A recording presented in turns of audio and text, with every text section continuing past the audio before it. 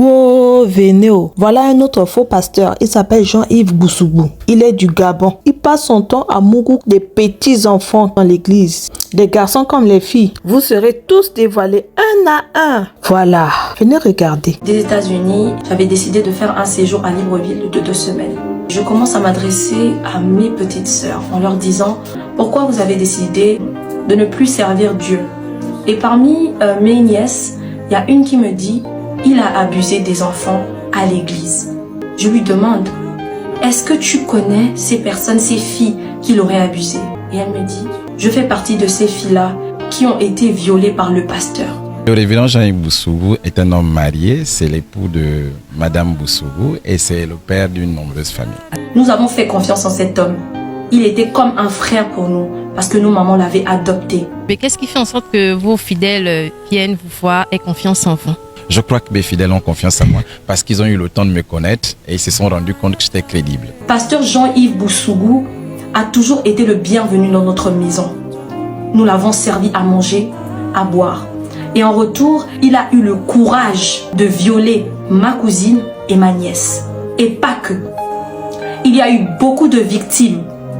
Et si une parmi ces victimes, vous me regardez ce soir, n'ayez pas peur, dénoncez. À l'heure actuelle où je suis en train de vous parler, le pasteur Jean-Yves est détenu à la PJ.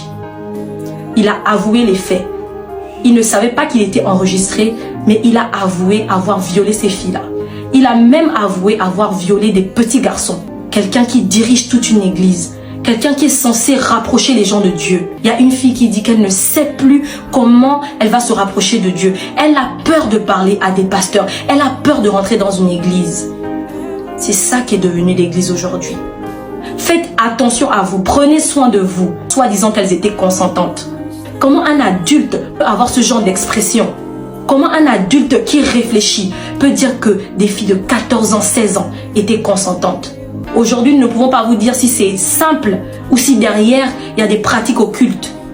Et ce qui me fait le plus mal, c'est qu'il y a des gens, des pasteurs, qui veulent plaider sa cause, soit disant qu'il faudrait qu'il y ait des plaintes qui soient enlevées pour que sa peine soit réduite. Dieu, c'est un Dieu de justice.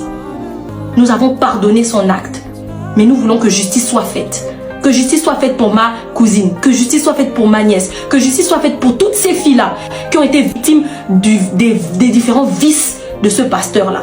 Aujourd'hui, je suis outrée parce que je suis chrétienne. Parfois, ne jamais être ébranlée par ce genre de problème, par ce genre de situation. Parce que Dieu, il est fidèle. S'il a permis que nous puissions tomber sur ça, c'est parce qu'il fallait dénoncer.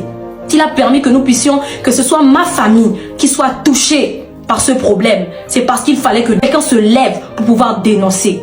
Jean-Yves Boussougou n'est pas un vrai pasteur. Il existe beaucoup de faux pasteurs en même temps. Oui, mais l'existence des faux billets de banque montre qu'il y a un vrai billet de banque quelque part parce que c'est sur la base du vrai que le faux a été fait. Lorsqu'on est un homme de Dieu, on sert Dieu.